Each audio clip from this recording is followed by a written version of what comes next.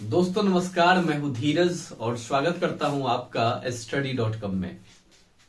देखिए बच्चे जब अक्सर 12th पास कर लेते हैं या फिर कुछ भी ग्रेजुएशन पास कर लेते हैं तो फिर उनके दिमाग में एक बात आती है कि अब मुझको एग्जाम्स की तैयारी करनी है, गवर्नमेंट एग्जाम्स की तैयारी करनी है और वो कैसे करे, कहां से शुरू करे। दिक्कत ये नहीं है कि वो तैयारी नहीं कर सकते, दिक्कत ये है कि उनको पता ही नहीं है कि कहां से तैयारी को शुरू करनी है। तो देखो भाई, जितने भी एग्जाम्स हैं, चाहे रेलवे हो, चाहे बैंकिंग हो, चाहे एसएससी हो या कुछ भी हो, पुलिस लाइन हो या जो भी हो, बीपीएससी हो या कुछ भी, कोई भी एग्जाम्स है तो वो सारे के सारे जो आपके एग्जाम्स हैं, लगभग एग्जाम्स में सबका सिलेबस थोड़ा बहुत इधर उधर होता है। मेनली जो 4 सब्जेक्ट्स हैं आपके, एक है मैथ, एक है रीजनिंग, दूसरा आपका इंग्लिश और चौथा जो पोर्शन है जो है जीएस, जिसमें जनरल साइंस भी हो जाता है और आपका जनरल स्टडीज भी हो जाता है, मतलब जीके वगैरह जो भी आपका हिस्ट्री ज्योग्राफी है वो सब कुछ हो जाता है। कुछ एग्जाम्स में इंग्लिश नहीं पूछता है तो कुछ में पता चलता है कि मैथ कम पूछता है, कुछ में होता है कि जीएस ज्यादा पूछता है या कम पूछता है। लेकिन बात आ रही है कि आखिरकार में अगर मान लो आपको कुछ भी पढ़ना हो, कोई भी चीज हो, चाहे आपको मैथ पढ़नी हो चाहे जीएस पढ़ना हो, तो आपको पता तो होना ही चाहिए कि उसमें पढ़ना क्या है ना, कहां से पढ़ना शुरू करें। अगर आप किसी सब्जेक्ट को शुरू ही कर रहे हैं तो उसमें कहां से शुरू करें, किस जगह से शुरू करें, यही बच्चों को पता नहीं होती है। वो पता ही नहीं होता कि स्टार्ट कहां से करना है। तो मैं जीएस में देखो बहुत सारे सब्जेक्ट हैं, हिस्ट्री है, ज्योग्राफी है, पॉलिटी है, इकोनॉमिक्स है, इकोलॉजी भी है, इसके अलावे जो है आपका फिजिक्स, केमिस्ट्री, बायो, बहुत सारे सब्जेक्ट आते हैं। तो ये जो बहुत सारे सब्जेक्ट है उसमें कुछ विषय जैसे हैं हिस्ट्री, ज्योग्राफी, पॉलिटी, इनकी और बायो, है ना, ये थोड़े से खास इंपॉर्टेंस वाले सब्जेक्ट हैं, इनका थोड़ा सा वैल्यू ज्यादा ही हो जाता है। रेलवे वगैरह में आप जाते हैं तो थोड़ा वहां फिजिक्स की वैल्यू बढ़ जाती है। तो हम यहाँ पे एक एक करके कुछ वीडियो लेके आएंगे और आपको बताएंगे कि अगर वहां पे पढ़ना है तो आपको क्या पढ़ना है, पार्टिकुलरली क्या क्या चीजें पढ़नी है, शुरू कहां से करना है वो सब्जेक्ट को पढ़ना, ठीक है ना। तो यहां पे मैं जो अभी आपको ओवरव्यू दे रहा हूं, ये ज्योग्राफी का ओवरव्यू है। ये आपको मैं ये बता रहा हूं कि how to study geography, geography को कैसे पढ़ना है। आप चाहे किसी भी लेवल की तैयारी करें, किसी भी लेवल पे पढ़े, वो अलग चीज है कि आपका जो है वहां पे ज्योग्राफी का वेटेज क्या है, नंबर कम है या ज्यादा है, वो बात की चीज है। लेकिन अगर इसकी पढ़ाई शुरू करे तो कहां से शुरू करे, ठीक है। तो यहां पे मैंने ज्योग्राफी को 3 हिस्सों में बांट दिया है, अपने हिसाब से या अपने मुताबिक आप कह ले। ऐसे ज्योग्राफी को और भी तरीकों में बांटा जा सकता है, और भी इसके भाग हो सकते हैं। तो मैंने जो 3 हिस्से इसके किए हैं वो है सामान्य भूगोल, भारत का भूगोल और विश्व का भूगोल। बंटवारे ये बस ऐसे ही है, कोई ऐसा नहीं है, इसमें अलग अलग बंटवारा है। आर्थिक भूगोल तो मानव भूगोल, उन सब चक्करों में अभी आपको नहीं पढ़ना है, वो एडवांस लेवल है ना। अभी एक नॉर्मल सी बंटवारा है जो आपको समझ में आ जाएगी, ठीक है भाई। तो देखो, अगर आप भूगोल पढ़ना शुरू करना चाहते हैं, स्टार्ट करना चाहते हैं, तो आपको सबसे पहले जो स्टार्ट करनी चाहिए वो आपको करनी चाहिए क्लास 9th की बुक से। क्लास 9th का जो बुक है भूगोल का, ज्योग्राफी का, वहां से आपको स्टार्ट लेनी चाहिए, वो बेस्ट बुक है आपका। तो आप क्लास 9th में क्या करें, वहां से, या नॉर्मली भी किसी से पढ़ रहे हैं ऑनलाइन, तो ऑनलाइन भी वहां से स्टार्ट लें, उस टॉपिक से स्टार्ट लें जहां पे क्लास 9th के बुक में स्टार्ट हुई है। ये थोड़ा सा आसान होता है, वैसे तो आप कहीं से भी शुरू कर लें, लेकिन ये एक मतलब तरीका है बिगिनर्स के लिए, जो शुरुआती बच्चे हैं उनके लिए। तो सबसे पहले आपको क्या पढ़ना चाहिए, सबसे पहले आपको पढ़ना चाहिए भारत का परिचय। सबसे पहले आपको जानना चाहिए कि इंडिया क्या है, इसका परिचय क्या है, कहां तक फैला हुआ है, क्या इसका आकार है।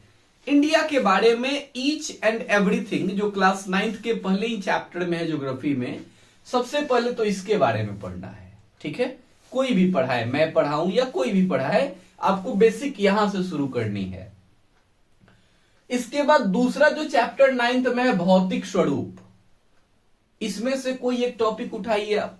अगर आपने इंडिया का परिचय पढ़ लिया तो उसके बाद आप क्या पढ़े, उसके बाद आप पर्वत के बारे में पढ़े।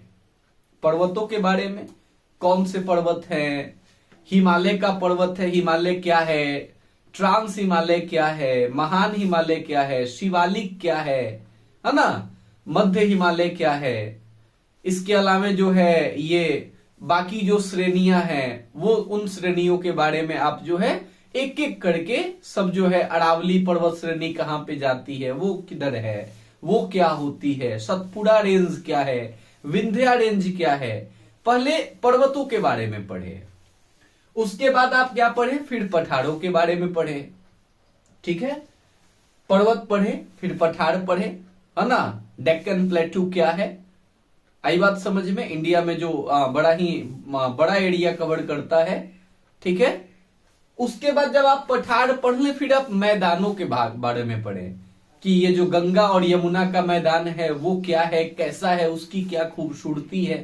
गंगा, सिंधु, ब्रह्मपुत्र, ये जो नदियां हैं, है ना, इनका जो मैदानी इलाका है वो कैसा है।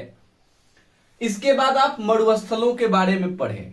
ठीक है, कि मरुस्थल कौन कौन से हैं, थार मरुस्थल कहां है, क्या है, इसके बारे में पढ़े, केवल इंडिया के संदर्भ में। ठीक है ना, केवल इंडिया वाले। फिर द्वीपों के बारे में पढ़े, आइलैंड्स के बारे में पढ़े। आप कहीं से शुरू कर सकते हैं। ठीक है ना, इसमें से आप हो सकता है कि आप यहां से पढ़ना शुरू कर दें तो आपको दिखेगा कि हाँ जी भाई ये मैंने पढ़ लिया, अभी भी ये सब पढ़ना है। इसलिए मैं आपको एक सिलेबस समझा रहा हूं। आप तटीय मैदानों के बारे में पढ़े, किनारे वाले जो मैदान हैं, जो पूर्वी किनारे पे मैदान है, कोंकण तट क्या होता है, तो उत्तरी सरकार क्या होता है। ठीक है ना, ये सारी जो तटे हैं उनके बारे में आप पढ़ने। ठीक है ना, उसके बाद जब ये टॉपिक आपका कंप्लीट हो जाए, ये दूसरा चैप्टर है, बड़ा ही बेहतरीन तरीके से आपका एनसीईआरटी बनाया हुआ है, बुक्स जो बने हुए हैं। तीसरा जो चैप्टर है 9th का वो है अपवाह स्वरूप। इसमें आपको मेनली नदियों के बारे में पढ़ना है, फिर आपको झील के बारे में पढ़ना है, फिर आपको झरनों के बारे में पढ़ना है। तो नदी, झील, झरना आप पढ़ें। अब अगर आपको कल से भूगोल पढ़ना है, कल से मान लो पढ़ाई शुरू करनी है, कोई आपको नदी पढ़ा रहा है तो पढ़ लो, कोई दिक्कत नहीं है, नदी पढ़ लो। जरूरी नहीं है कि यहीं से शुरू करेंगे, आप नदी पढ़ लेंगे तो आपको पता चलेगा चलो भाई एक टॉपिक पढ़ लिया, अभी ये सब भी पढ़ने हैं, ये भी पढ़ने हैं। तो एक ओवरव्यू मैं आपको दे रहा हूं कि पढ़ना कहां से है, शुरू यहां से कर सकते हैं या आप कहीं से भी करेंगे तो आपको एक आइडिया होगा कि हाँ ये मैंने पढ़ लिया, अभी ये पढ़ना है, ये बाकी है, ये छूटा हुआ है। ठीक है ना, ऐसे आप भटकेंगे नहीं। उसके अलावा आप झीलों के बारे में पढ़ लें, कौन कौन सी झीलें हैं। ठीक है, अब देखो दो चीजें होती हैं, एक कॉन्सेप्ट होता है और दूसरा एक होता है कि बस रट लिया कि ये झील यहां पे है, दो चीजें होती हैं। तो कॉन्सेप्ट वाली जो चीजें हैं मैंने उसको यहां पे छाट के रख दिया है, सामान्य भूगोल, यहां आपको कॉन्सेप्ट्स पढ़ने हैं।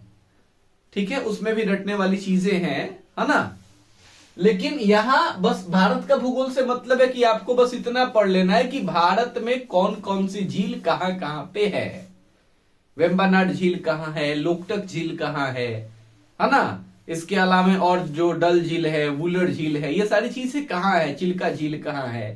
तो ऐसे आपको क्या करना है, झीलों के बारे में बस एक रट लेना है, परीक्षा में डायरेक्ट क्वेश्चन आएंगे, जिस लेवल की परीक्षा होगी उस लेवल के प्रश्न होंगे।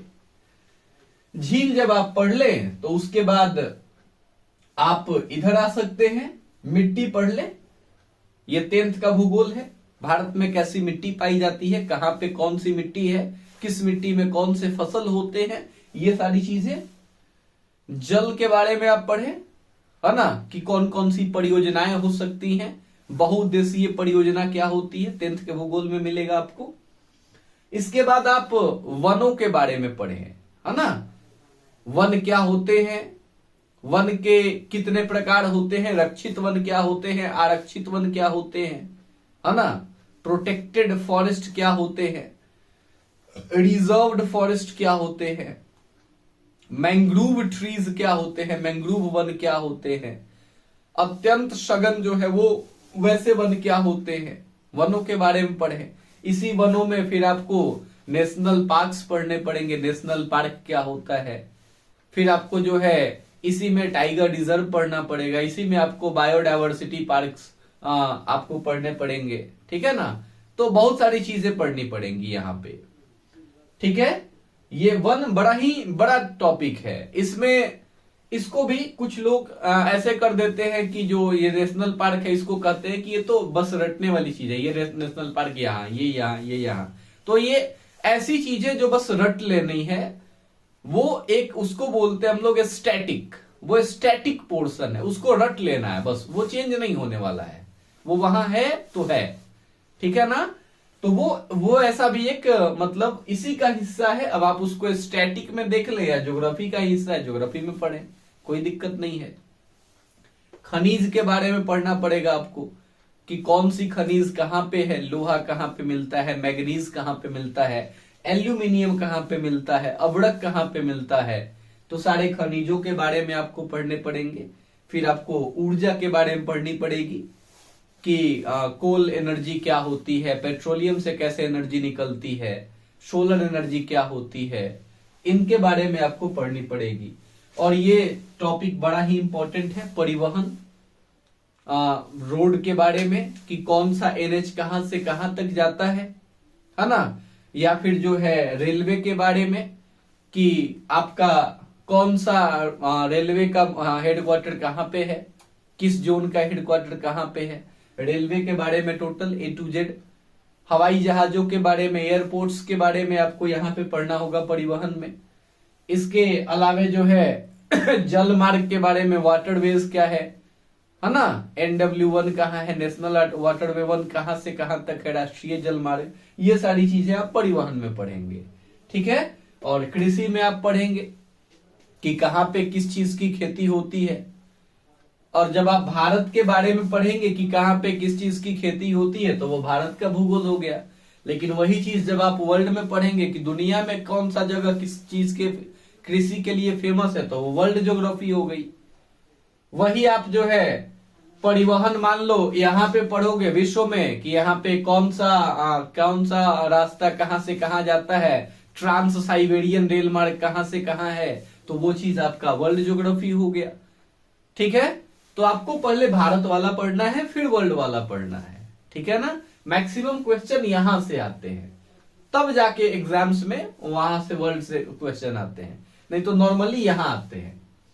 वर्ल्ड में आप महादेशों के बारे में पढ़ लें, 7 महादेशों के बारे में, और उन महादेश में किस देश में कौन सा पहाड़ है, कौन सा पठार है, कौन सी नदी है, कौन सा झील है, कौन सा झरना है, वहां पे कौन कौन से परिवहन के साधन हैं, वहां पे कौन सी फैक्ट्री है, वहां पे कौन सी जातियां निवास करती हैं, कौन सी प्रजातियां वहां पे रहती है, इसके बारे में यहाँ पे आपको पढ़ना है। इंडिया में भी पढ़ना पड़ेगा, बिहार के किस राज्य, बिहार में कहां पे कौन सी प्रजाति रहती है, झारखंड में कौन सी प्रजाति रहती है। तो ये सारे आपके क्या है, भूगोल के टॉपिक्स हैं। यहां जनरल भूगोल में मैंने ब्रह्मांड को रखा है। ब्रह्मांड में आप पढ़ेंगे सूर्य को, तारे को, सूर्य क्या होता है, सूर्य तारा है, तारा क्या होता है, फिर ग्रह क्या होते हैं, नक्षत्र क्या होते हैं, उपग्रह क्या होते हैं। यहाँ ब्रह्मांड में आपको वो चीजें पढ़नी है ना।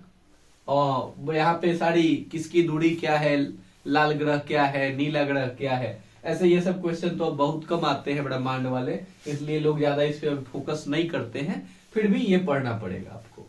फिर पृथ्वी की आंतरिक संरचना क्या है, पृथ्वी के भीतर में क्या है, उसको आपको पढ़ना पड़ेगा, है ना। क्रस्ट क्या होता है, नीफे क्या होता है, सियाल क्या होता है, सीमा क्या होता है, इन सब चीजों के बारे में यहाँ पे आपको पढ़ना पड़ेगा।